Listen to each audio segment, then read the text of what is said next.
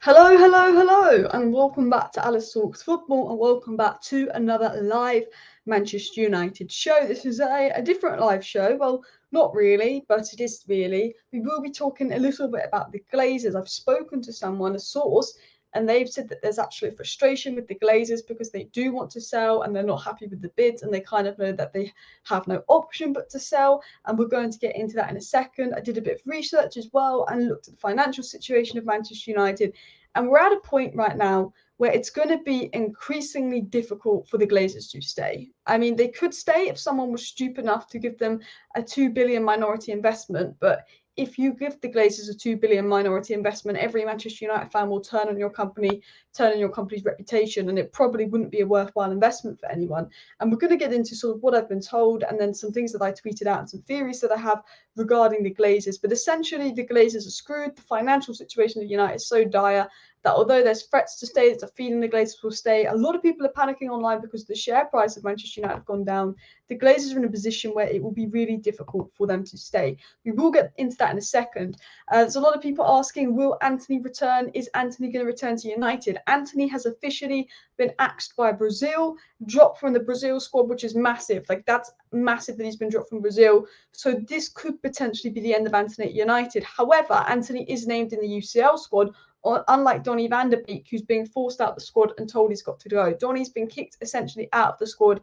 He's got the Eric Bailly treatment, and he looks set to leave the club. So, will Sancho leave? We'll get into that. Is Antony coming back? We'll get into that. Why has Donny been axed? We'll get into that. He's probably going to move to Turkey. But I want to talk about the Glazers because we've got a few problems at United at the moment. There's a lot of negativity. Some people turning on the manager, some people turning on Sancho, the Antony situation, we had the Greenwood situation. And I think United's toxic. I think United, there's a big divide in the Man United fan base at the moment. But I think the one thing we can all agree on is that we want the Glazers out. And I'm not interested in talking about Ten Hag out. I am Ten Hag in because I know that we could get Pep Guardiola as our manager tomorrow and the problems won't change because the problems at United go beyond sacking the manager. We've had 6 managers since Sir Alex Ferguson's left. The problems go between the board, but the problems with the board is from the ownership of employing the board. The problems all stem to the Glazers because Man United's the only top club in the world that would let their manager go to the Emirates with Johnny Maguire, Johnny Evans and Harry Maguire at the back. Man United's the only top club in the world that would do Wout Weghorst on loan and sign Ten Hag's priority target on deadline day on loan that he needed weeks ago. And this is all down to poor ownership. So we're going to get into what I tweeted earlier on the Glazers, and then I'm going to get into a little bit more depth on this information and what I've actually been told from someone I spoke to. You know, I got a little bit of an exclusive information, and it's not really to do with the takeover. It's just to do with the Glazers feeling very unhappy at Manchester United at the moment. And this person goes into sort of detail about, you know, a lot of things that we already know, like the staff are unhappy. And The Athletic put out a report earlier today that I'm going to get into, which kind of correlates what I was going to say anyway in today's video. So I tweeted this earlier. This is a hunch, part of this is off information I was told earlier. But it was said the Glazers are in big trouble and won't be able to stay at Man United much longer. That's what I said. I said the financial situation at Manchester United is worse than ever before. The debt and interest is at an all-time high, and it's not going to go down anytime soon.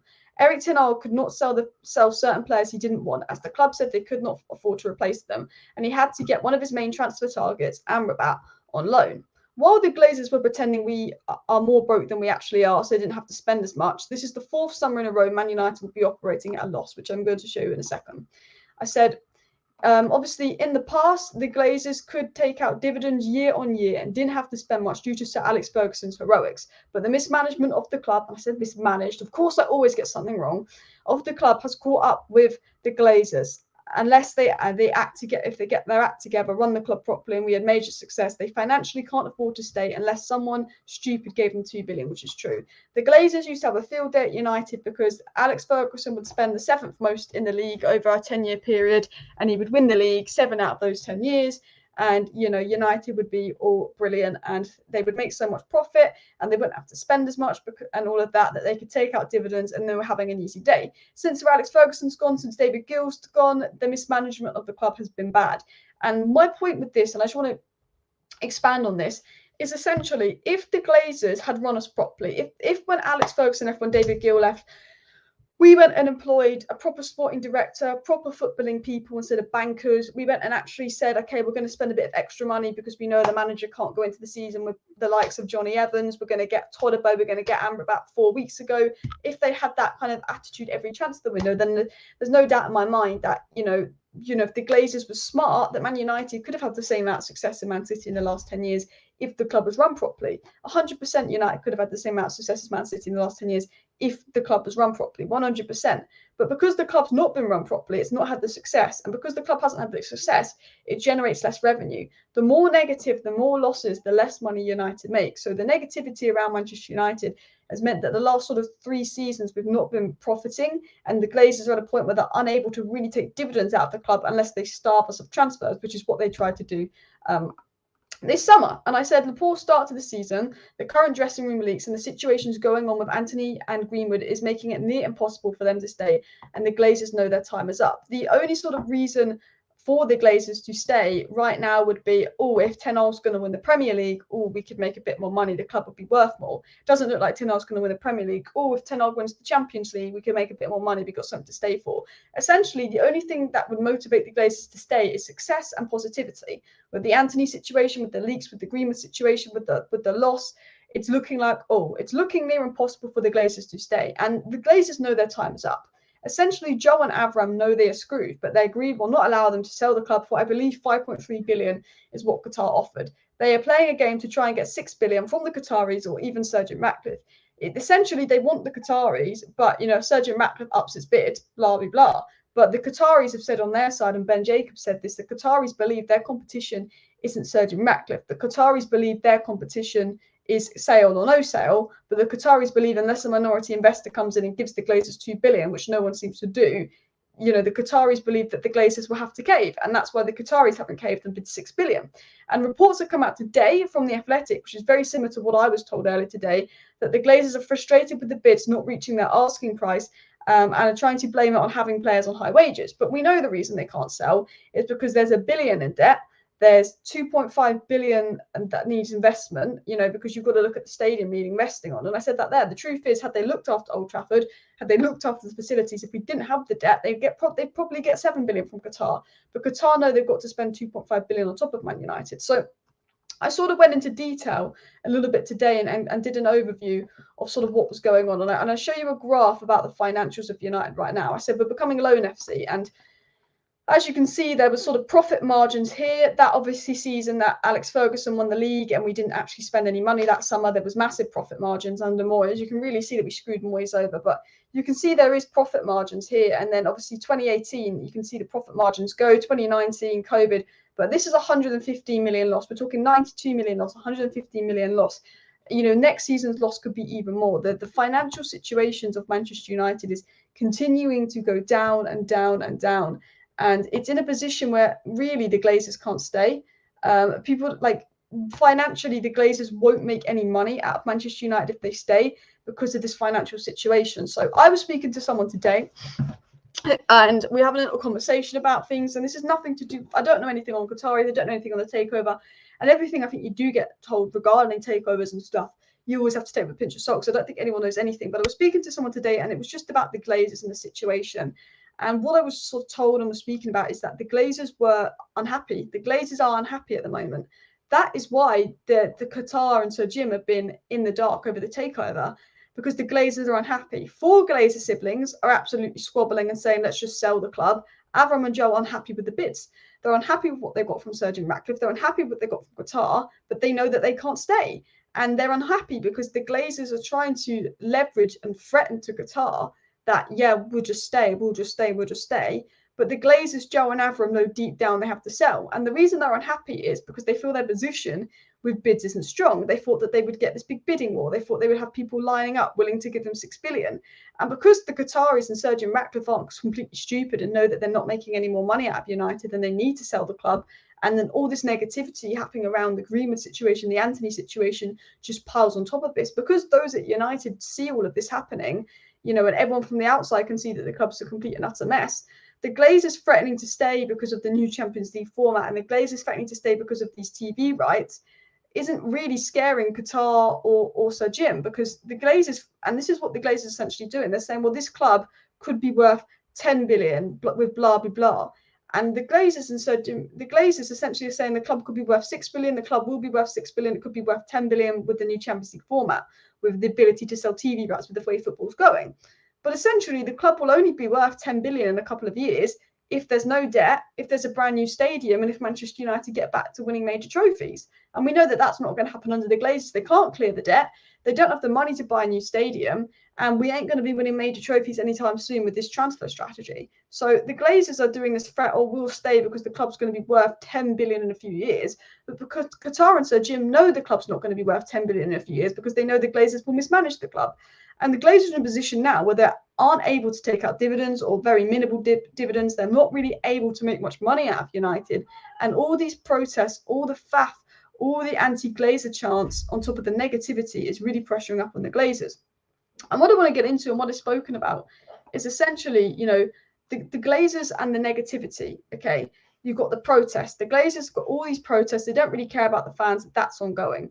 But the fact that they're not profiting from the club like they used to, the fact that the club is causing them lots of problems, the fact that employees and people high up on the board, and there was a leak that came out the other day that even Murta and Arnold were getting frustrated with the Glazers, the fact that everyone at the club is frustrated with the Glazers, staff are handing out Glazer out banners, the fact that there's so much negativity around the club at the moment, the fact that everyone wants them out more than ever, and they've got to put up with all this stuff and they're not profiting like they used to, the Glazers actually in a position where they need to sell, and they know they need to sell, and they know they're screwed.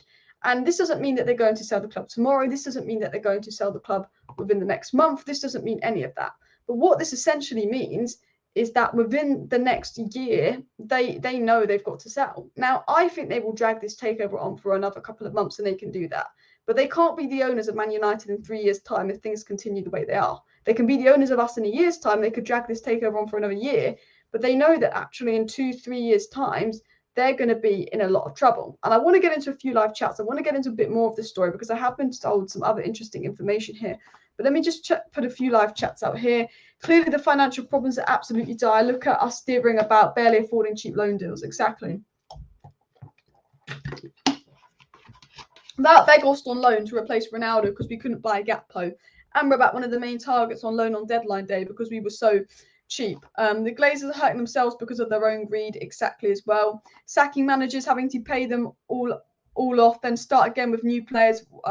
Wanting different managers won't help. Exactly. A lot of people are Ten Hag out at the moment. Well, I say a lot of people. A small section of Fanbase is Ten Hag out at the moment. But this is what happens if you sack Ten Hag.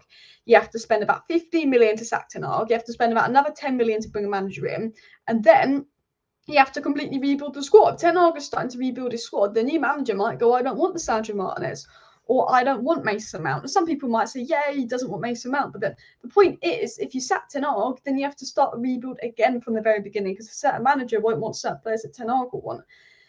If you sack Ten Hag, you have to spend 25 million to sack him and bring someone else in. And if you bring someone else in, they don't necessarily solve the problem. Because I tell you this today, and people forget this, Pep Guardiola could be the Man United manager. But what Pep Guardiola has at Man City is he was allowed to bring in all his coaches. He was allowed to bring in all his people from Barcelona that scout and find players for him. He was allowed a top director of football, a top structure. Pep just does the coaching. Pep just does the managing. He doesn't have to worry about this and that because he's got a real team around him.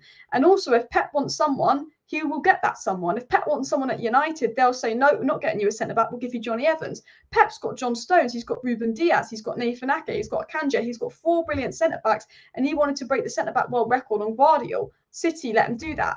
You know, we've got 2 good centre-backs at United and 2 average centre-backs, and we weren't allowed anyone unless one was sold, and we were allowed Johnny Evans. So, you know, if you sack Ten Hag and you bring Pep Guardiola in, what difference is that going to make? Because Pep Guardiola, if he went to the Emirates with Johnny Evans and Maguire at the back, well, he's not going to do much better than us. So, you know, for me, all the problems at United are way beyond the manager situation. Is all on the owners. And do smash the like button, people, if you want the owners out. I've got a few stories to get into on Antony, on Donny being kicked out the squad and all of that as well. The share price is dropping, but that's not worrying. A lot of people are saying, I'm worried the Glazers might stay. The share price is dropping. For me, the Glazers can't stay. The Glazers are not in strong negotiating position at all. We are broke with staggering debts and everything is falling apart. And as I said, if I get this up on the screen again, and I'm going to share this on the screen again, as I said, the financial situation, I'm going to highlight this bit here. The financial situation at Man United is worse than ever before. The debt and interest is at an all-time high, and it's not going down anytime soon. Eric Ten Hag couldn't, you know, the Glazers are in a very bad negotiating position. They know that they are screwed. They know that they are doomed. And the debt of the club is not going down anytime soon. So even though the share price is going down, even though there's rumours of the Glazers staying, from what I've been told and from doing research, unless there is someone behind the scenes that we don't know about willing to give the Glazers $2 billion to stay, the Glazers cannot stay unless a minority investment is really willing to give them $2 billion. And you would have to be pretty stupid to give the Glazers $2 billion, because your company will be screwed. If you've seen the negativity around the Glazers, if you've seen how disliked the Glazers are, if you're a company and you keep the Glazers at Man United, do you not know what us fans are capable of? We've got phone lines shut down. We can cause havoc when we want, and we will get you all bad ratings on the app and all that stuff as well. That's what we did with the Man United app. So I think everyone would be skeptical. Any investor that would want to invest in the Glazers would probably be pretty skeptical, going, you know what, it's probably not a smart idea as well. The Glazers are dreaming if they think Erik ten Hag is their model is going to be Sir Alex Ferguson 2.0. We have declined considerably after one summer. Yeah, the Glazers essentially want Sir Alex 2.0, a manager they don't have to back, a manager they don't have to spend too much money on, that's going to bring in constant success. And that would be their only motivation for staying. What is the UCL squad? I'm going to get the UCL squad up on the screen, actually, because Donny van de Beek has been kicked out of the UCL squad, and a few other names aren't in the UCL squad, and I'll explain why. So let me quickly get the UCL squad up for you guys, and then we'll go back into Glazer chat. Well, apparently it doesn't want to give me the UCL squad. One sec. See if it will come up now. Manchester United squad for UCL. So breaking, Manchester United squad for the 23-24 group stage. So obviously the A list is Amrabat, Bayendir, Casemiro, Diego Dalot. Antony is a name listed in that, which is interesting because we're going to talk about Antony at the moment. There are some reports that he might be suspended by United. I actually reached out to someone to see if they can get any information from Antony or Man United, and they say that Man United are just refusing to speak on the Antony situation as of now. We'll see if we get any updates. Eriksson, Bruno, Højlund, Lindelof, Malacia, Martial, Alessandro Martinez, Anana, Facundo Pellistri, Reguilon, and Varane. Obviously, club trained is Evans, Heaton, McTominay, Marcus Rashford, and Luke Shaw, and then association trained is Maguire, Mount, Sancho, and Wan-Bissaka, because obviously they are English. People will be like, where's Garnacho? Where's Garnacho? He's an academy player. Where's Mainu? Where's Mainu? He's an academy player. They go into their own list. But Donny van de Beek was not named. Donny van de Beek was not named. Sancho was named, and Antony were named. So as things stand, Sancho and Antony will be involved. But yes, that's the case. Donny van de Beek was not named in the UCL squad, and Donny van de Beek's essentially been kicked out of the UCL squad. And Donny van de Beek was also not in the squad versus Arsenal, not been in the squad for any of the games. And Ten Hag came out publicly and said Donny's head's not at United. That's why he's not involved. Ten Hag knows Donny's head's not at United, and although Ten Hag has a good relationship with Donny is getting the Eric Bailly treatment. You're kicked out of the squad. You're not involved in the dressing room. Your head's not here. You need to find your move to Turkey. He said, I don't care that you didn't get a move to Europe. You go to Turkey, you go to Saudi Arabia, or you basically are out of the squad, out of training, doing stuff alone for the next 6 months until the window opens. Donny van de Beek is essentially out of the United squad, because you've got to think about it. We could have selected Donny van de Beek for the Arsenal game. We were very thin in midfield, and we chose Dan Gore and Mejbri. The fact that Dan Gore and Mejbri made the bench over Donny van de Beek shows that Erik ten Hag wants Donny van de Beek gone. Donny van de Beek's essentially being kicked out of the club. He's been kicked out of the squad. He's not in mainstay training. He's not in the matchday squad when we've got no midfielders. Dan Gore is instead. So Donny van de Beek's time at United is over, just like Eric Bailly's was over. And there's reports that Jadon Sancho might be over. So I don't know if you watched my video earlier today, but a leak came out from Paul Hurst, and he said Ten Hag and those at United are discussing whether Sancho should ever play for the club again. Ten Hag wants an apology. La-di-da, la-di-da, la-di-da. Let me just take a quick sip of water, and then I will get into some more live chat, and then I will get back into some story on the Glazers, because I've got a little bit of interesting information on Qatar that I want to discuss, but I think it's just a rumour. My mouth is really dry today, guys, so I do apologise for me just drinking loads of water as well. It's time to... Sorry, our fan base is also too far divided. Pool fans would have gotten together and removed this regime with such decline for so long. I feel like the fan base is too divided. Let's not be talking about Greenwood. Let's not be talking about Antony. Let's not be taking sides between Ten Hag and Sancho. That it's all negative at the moment. We need to all gang up on the Glazers. And do you know what? The Glazers are loving this. Do you know, I'll tell you something for a fact. The Glazers are loving that story came out between Ten Hag and Sancho, because it distracts the fan base. The Glazers, deep down, they love it. Deep down, the Glazers love it when we turn on the manager. Because when all the anger from the fans goes towards the manager, when all the anger from the fans goes towards certain players, the Glazers love it when negativity is directed at someone else in the club that's not them, their scapegoat. Because you know what the Glazers did when the most negativity ever went towards the Glazers? There was a point where things were so bad at United that the Glazers might have to resign with the Super League. The Super League, we got a game called off. That protest for the Super League, we got a game called off. And if we continue to protest like that and we got 3 or 4 games called off in a row, the Glazers would have no choice but to go. You know, that getting the game called off versus Liverpool, that protest had a massive effect on the Glazers. And essentially, we got the game called off because of the Super League debacle.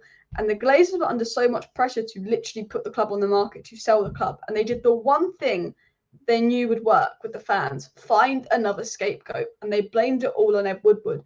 And they sacked Ed Woodward because of it. Ed Woodward was the scapegoat. Ed Woodward was the guy that allowed the Glazers to stay. And the Glazers love that there's heat on Ten Hag. The Glazers love that there's heat on Jadon Sancho now, because it gets less people talking about them, what they're doing with the takeover, what's going on. The Glazers, when there was a point where they almost had to go, put the heat on Ed Woodward, put all the anger towards Ed Woodward. The Glazers almost love a scapegoat to direct fan negativity towards. And as a fan base, it's important not to get divided on Sancho, what's going on with Sancho, what's going on with Ten Hag. It's important to keep the concentration on changing the manager. Changing a right winger doesn't solve the problems. We could have a new manager, we could have a new right winger. We'll still be the same Man United with this regime in charge. Can't say the word, but you know what I mean as well. Alice, if the stock prices continue to tank, they will have to sell Class B stock sooner than later, as well, says Paul, which is a good point.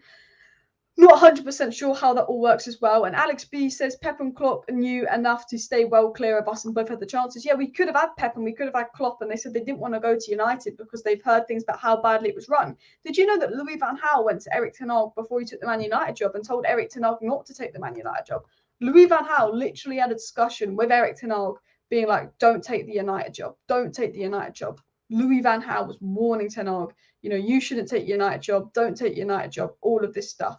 Ten Hag took the United job, but Pep never took the United job. Klopp never took the United job. A lot of people were warned about taking the Man United job. And, you know, Ten Hag, he's brave, he's ambitious. He's going, this is the hardest job on football.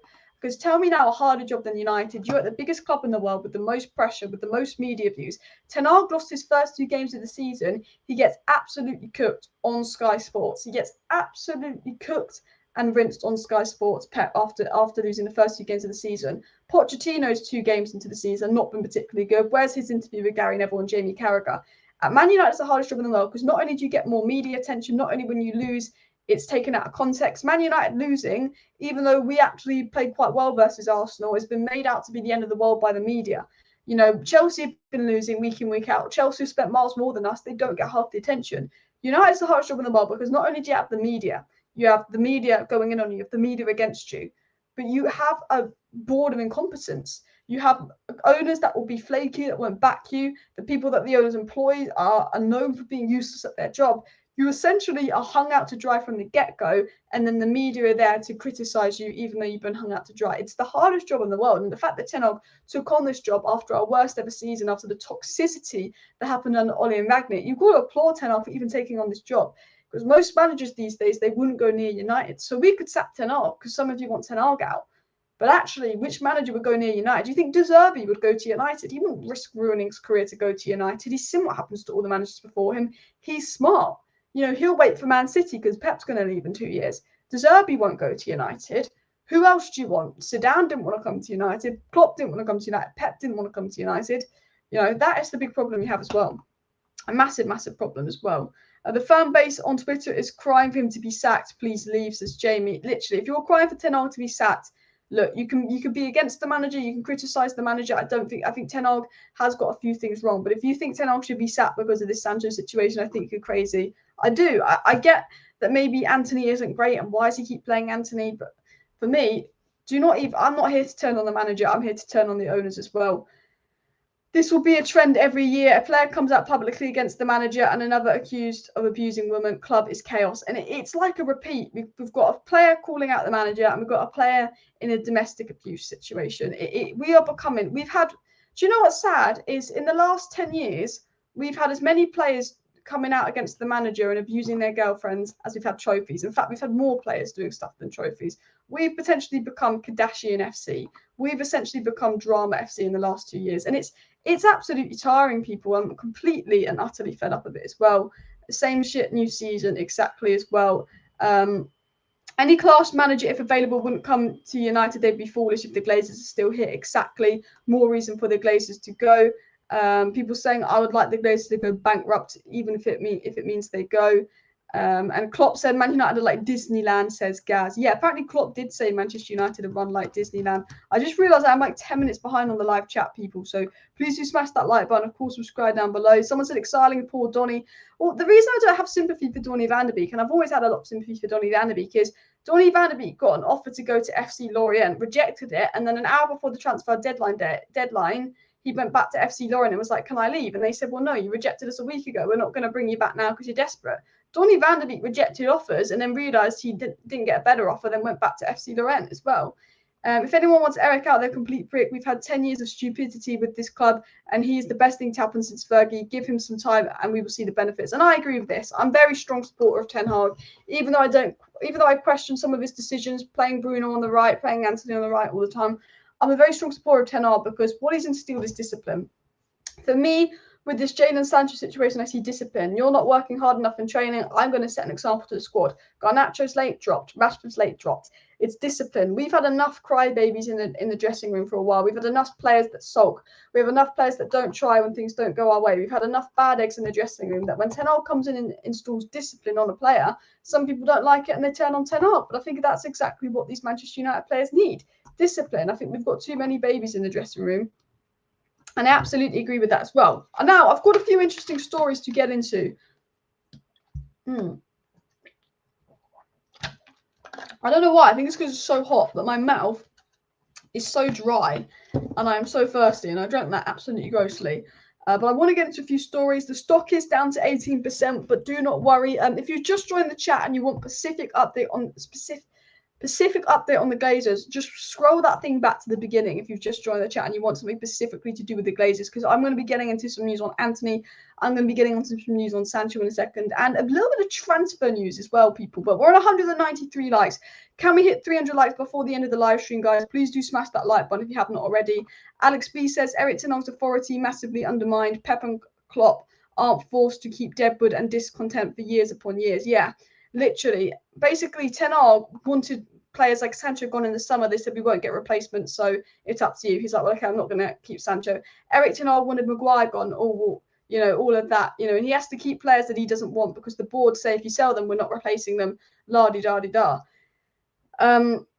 The current image is damaged worldwide after Antony agreement news. Stock prices will continue to go down. They have to sell. And yeah, and I said this yesterday, the only good thing to really come out of the Antony agreement situation is it's ruining the club image, it's ruining the club brand, and it's causing the stock price to go down, and it's just putting more and more pressure on the Glazers to sell. The only good thing to come out of these two losses this season already is it's more and more pressure on the Glazers to sell as well. You know, for me, you know, everything that's negative at United, the one positive to come out of all the negatives is, okay, well, the more negative it gets, the harder it is for the Glazers to stay. The less money the Glazers make, the more the stock price goes down, the more pressure on the Glazers to go as well. United's always good for a tabloid story and not trophies. It is. Do you know what? You're absolutely spot on, because do you know what Manchester United are? They are the Kardashians of the football world now. All we are now is dressing room league, fight, player kicked out, player speaks out against the manager, player hits his girlfriend, player does this, player does that. We are a club essentially where it's all about tabloid news. You know, that videos I've done where I've gone, this player's fallen out with this player, or this player does not like this, or this player's done this. And, you know, there was a report that came out today that Man United were considering bringing Phil Jones back. Back as like an under-18s coach. And I'm thinking, you know, why are we bringing Phil Jones back as an under-18s coach? Because he's not a coach. He's got no coaching experience. Shouldn't we be qualifying someone really good as an under-18s coach, not doing this ex-player sympathy? Johnny Evans is only at United because he's an ex-player. You know, Darren Fletcher's only got the job at United because he's an ex-player. We need to stop this ex-player FC. We need to stop this ex-player love. We need to actually act like a serious club. Do you think Man City would say, oh, Micah Richards, do you want a job coaching with Ten Hag? You're an ex-player? Absolutely not. Absolutely not. This ex-player FC thing as well is an absolute joke. Absolute joke. And there was a lot of negativity around Man United today, but we do have some positivity that I do want to get into, guys, as well. If you're not aware, Amrabat has joined Manchester United, people. It is official. He is here. And there were some reports coming out earlier that Amrabat was injured. There's a few reports and stories coming out that Amrabat was injured. That is not the case. Amrabat's not injured. He will now report to Morocco for international duty, and he is pictured there with Ten Hag. There was a rumour going around that Amrabat's out for 6 weeks and United signed him injured, and I thought that is the last story I want to see today, but that's not true. And I think it was MUFCPB, but they put some really good pictures out on Amrabat, if I can find it. Yeah, there was Amrabat and his agent. Amrabat's agent said, "My bro, with some obstacles, you reached your dream. That's what you fought for. I can't wait for your Premier League debut. May Allah give you more strength and happiness in the world as well." So we got Amrabat posting pictures, signing his contract. Obviously, you can see Amrabat smiling as a United player, really happy to be here. Welcome to the club, Amrabat, taking pictures at Carrington like it is real. It's finally here. It doesn't feel real signing Amrabat. It doesn't feel like he's finally here. It doesn't feel like we signed Amrabat because the situation's been all ongoing, but it is real. Amrabat's here.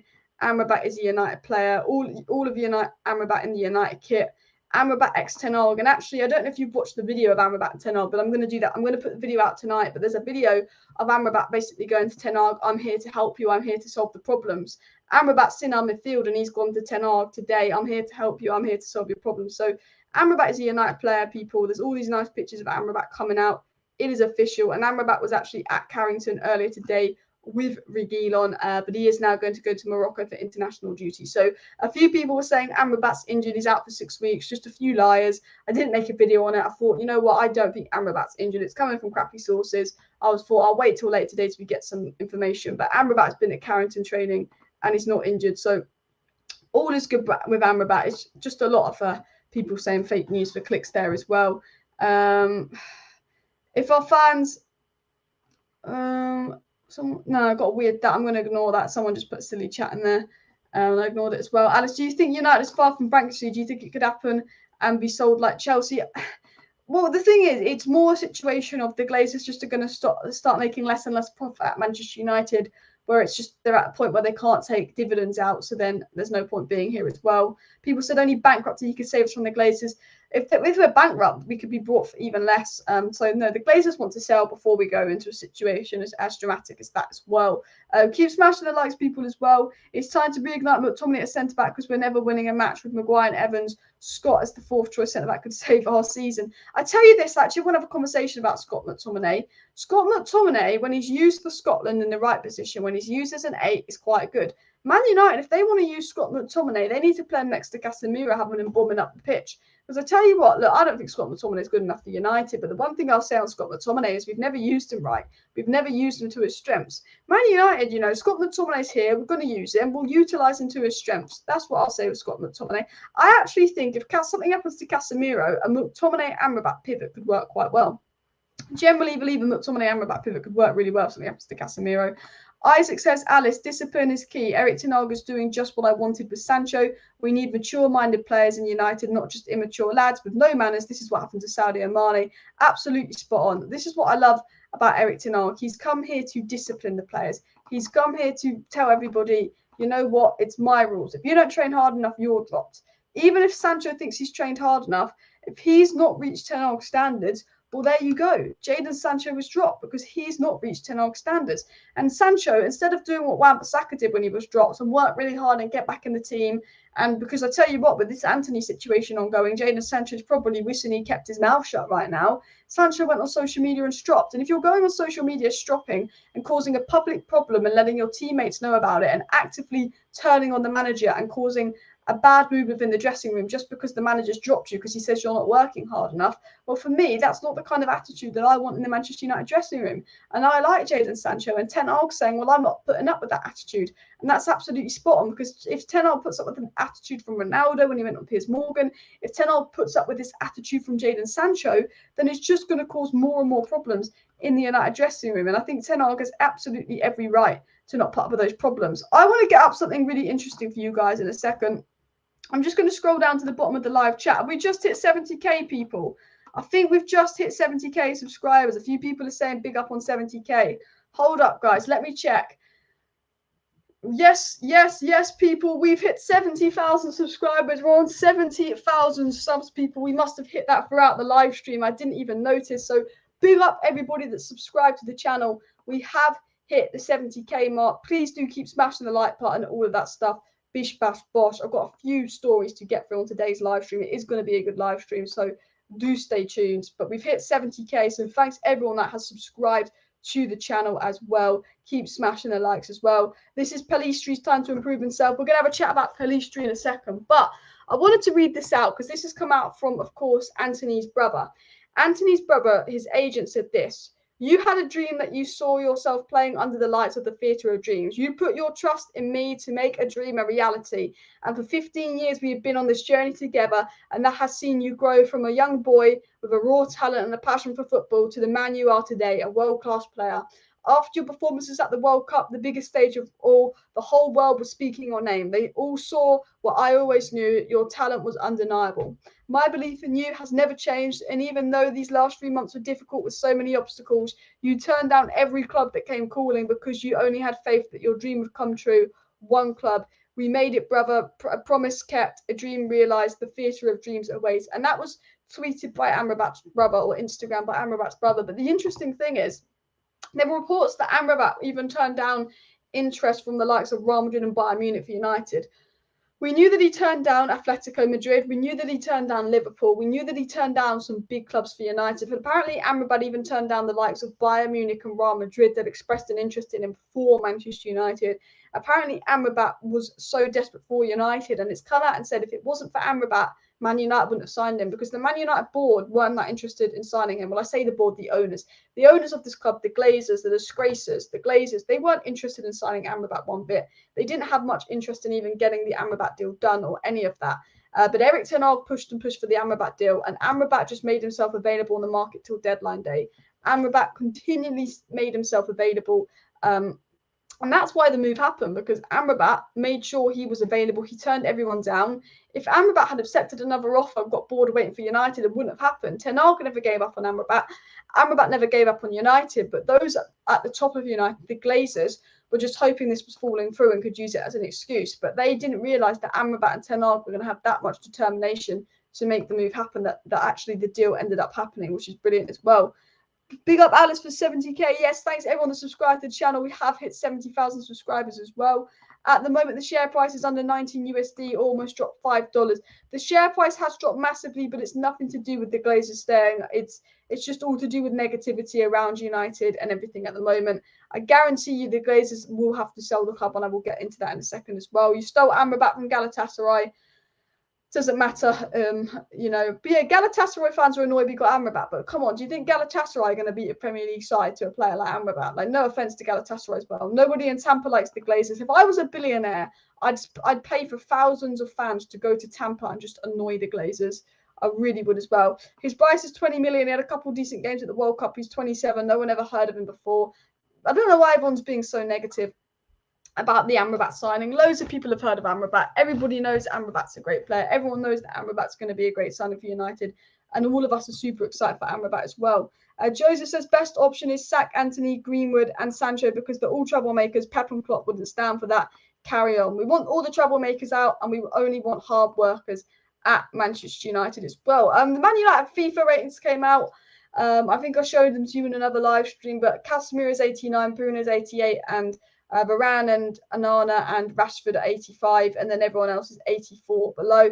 FIFA ratings, yeah, definitely got knocked down a few in the FIFA ratings, despite having a good season as well. But I don't really care about FIFA anymore. I've seen a few Man United fans annoyed about the FIFA ratings. But I want to show you this. I want to show you the potential lineup that could be happening for our next game as well. I personally play Wan-Bissaka, but there's actually reports that Pellistri is likely to play versus Brighton. This is a predicted lineup coming up ahead of Brighton here. Pellistri, Delot, Bruno, Casemiro, Amrabat, Højlund, Rashford, Lindelof, Martinez, Reguilon. I'd rather play Delot on the left and Wan-Bissaka right back. But versus Brighton, this is what Man United might be doing, because there are reports that Antony might not come back. Do you know what's mad? Is I'm pretty sure Antony flew all the way to Brazil yesterday to be told, actually, you're being dropped from the squad. And I think Antony's got to fly all the way back. But, okay, there are reports that Manchester United might be suspending Antony. So this could be Pellistri's time because, you know, Sancho's definitely not playing the next game after what happened.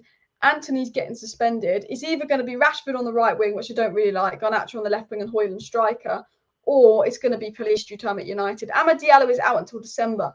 Do you know what's annoying is just all the injuries? Because I actually think at the end of the day, and maybe this is just me, but I actually think at the end of the day, if we do get rid of Sancho and Antony, you know, if they do never play for Man United again, actually, you know what? I don't care. You know, it's doom and gloom, but actually, Sancho and Antony haven't done enough for United. You know, we need all the numbers we can get. I believe there's good players in both Sancho and Antony. They're young players that have cost us 150 million combined. But actually, you know what? If Amad Diallo was fit right now and someone said, you know what, Sancho and Antony, they're gone, they're kicked out, and we had Pellistri and Amad Diallo to get us through the end of the season, you know what? Could be a blessing in disguise because you look at Arsenal, they had Nicolas Pepe, they had Aubameyang, they had Lacazette. Everyone used to talk about this Pepe, Aubameyang, Lacazette front three at Arsenal, how good this was going to be as well, and all of that. But you know what? You know what I think? I think, you know what, actually, you know, how Saka and Martinelli got a chance because Pepe was being troublesome, Aubameyang was being troublesome. You know what? If Sancho and Antony being troublesome, and Sancho and Antony haven't been good enough the last 2 years at Man United, giving Pellistri and Amad Diallo a chance, you know what? That could be a really good thing. That could be one of the best things to happen to us, giving these youngsters a chance.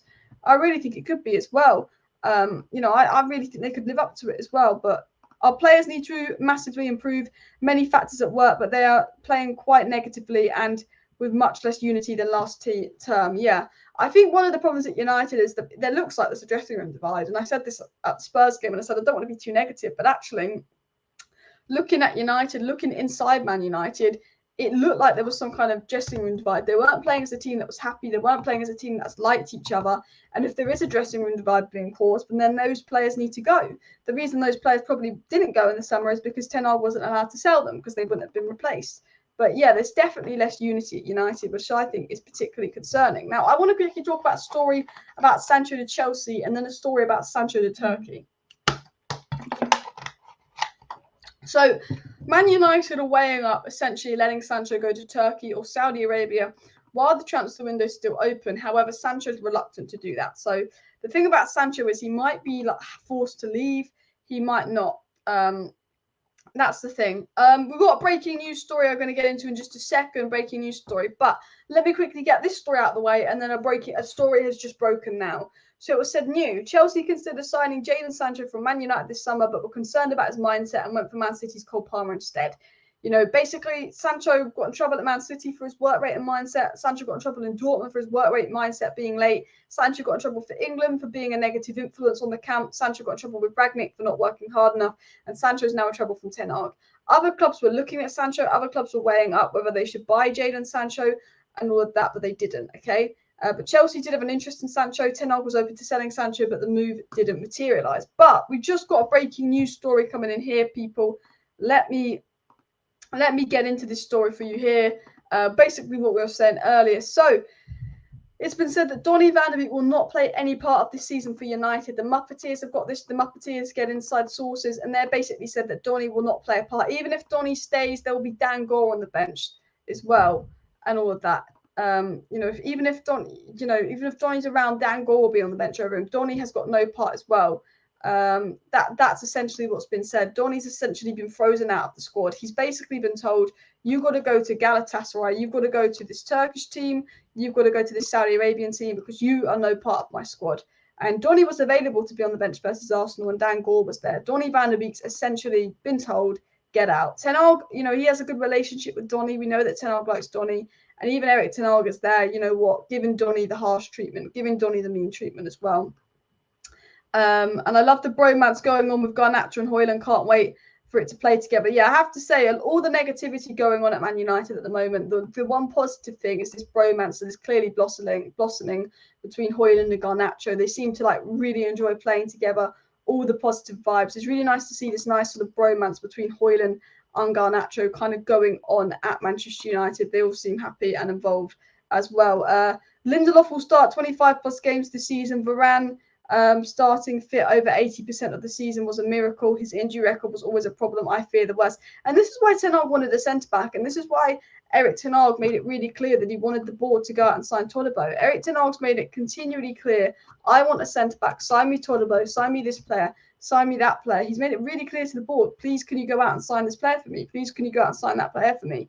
And they didn't. And Erik Ten Hag said, well, Varane can't stay fit. I want a centre-back. And they said, you can only get centre-back if you sell Maguire. And basically, the only way Man United, Ten Hag was allowed a centre-back is if it was on a free. This is why Johnny Evans is a Man United player. And people seem to forget this. Johnny Evans is a Manchester United player purely because of the fact that Erik Ten Hag wasn't allowed to bring in a centre-back, and he knew he was going to need the extra number because of Varane's injury record. So obviously he had to play Johnny Evans because of Varane's injury record, and that's why he wanted Todibo. That's why he demanded Todibo. The board refused to back Ten Hag. The board refused to get him Todibo, but he knew Varane's injury record was bad. Man City, Newcastle, Liverpool, Chelsea, Arsenal, if they were in this situation, they would have got a centre-back. Ten Hag said Kim Min-jae is a brilliant centre-back. He's available for 40 million. Release clause. The player wants to come. Can I get him? And they said you can only get him if Maguire goes. Man United could not offload Maguire. But if Manchester United were a proper run club, they would have brought Kim Min-jae, even if Maguire stayed, and Maguire would be one more centre-back down the pecking order, because they know Varane's injury record is bad. The club know Varane's got a bad injury record, but they still wouldn't give Ten Hag Kim Min-jae, they still wouldn't give him Todibo, and they still wouldn't give him Pavard. And, you can't blame Ten Hag for this. You can't blame Ten Hag for the fact that Johnny Evans and Maguire playing in the back line cost us against Arsenal. Because had the ball backed Ten Hag, had we got Kim Min-jae at the start of the window, and had we got Amrabat 3 weeks ago so he was ready to play versus Arsenal, I guarantee we wouldn't have lost that game if we were bringing on Kim Min-jae instead of Johnny Evans, and if we had Amrabat to come on and replace Eriksen that was getting outrun. I guarantee you wouldn't have lost that game to Arsenal. I guarantee you we'd be on a lot more points than we are right now. And people forget this, but us doing deals at the end of the window, us not being ready to get business done right at the start of the transfer window is continually costing us.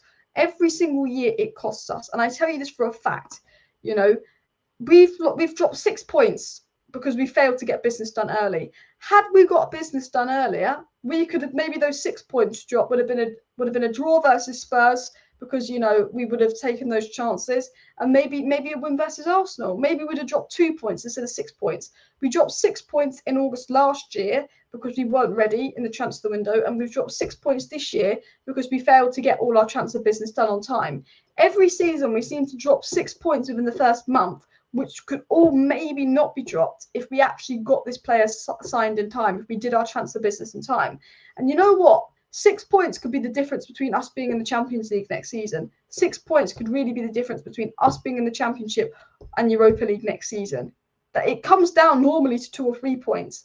And if we're at the end of the season and we are 1 point off Liverpool, and Liverpool in the Champions League and we in Europa League, we'll look at that and say, had they signed Amrabat and Todibo 3 weeks ago when Ten Hag wanted them, we might have got that point versus Arsenal.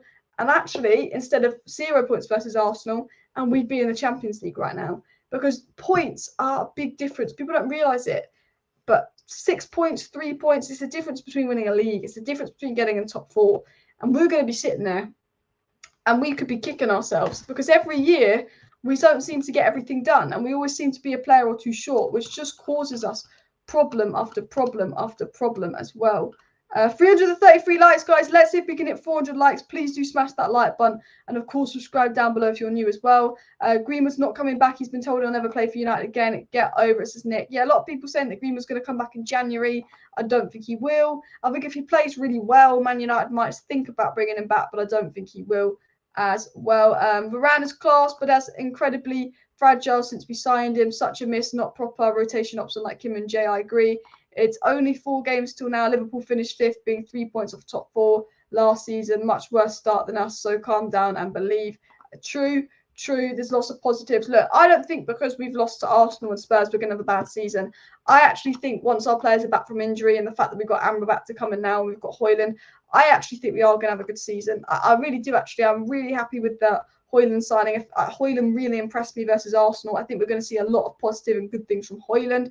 I've said that for a while. I'm happy with the Højlund signing, but also I think Amrabat's going to make a massive difference. Kobbie Mainoo and Amad Diallo to come back from injury, Varane to come back from injury, obviously Amrabat. I actually think if we play a team when everyone's fit of Onana, Dalot, Luke Shaw, Wan-Bissaka, Licha, Casemiro, Amrabat, Bruno, probably on the right-hand side at the moment, Pellistri, Højlund and Rashford. I think that we've got a really good squad. I think that we've got a squad that can do a lot. I think we've got a squad that can go really far. I'm feeling pretty positive around United, actually. I think that we will end up having a good season. I think that Ten Hag will turn things around. I think we've been unlucky with injuries. And I think by the January market, we should have new owners that would probably allow us to do some investment, and we could be in a much better position come then as well. So I'm feeling quite positive as well. Alice, have you checked the latest news? Amrabat is injured. That's fake news. Amrabat is not injured, people. It's all fake news about Amrabat. I believe he's not injured unless something's literally come out this second to say Amrabat is injured. But as far as I'm aware, the news that Amrabat is injured is just fake news as well. Anyway, people, I'm going to wrap up today's live stream. Please do smash that like button if you haven't already. Of course, subscribe down below if you're new. I will be back tomorrow live at 6 p.m, maybe 5 p.m. if I've got a few things to do.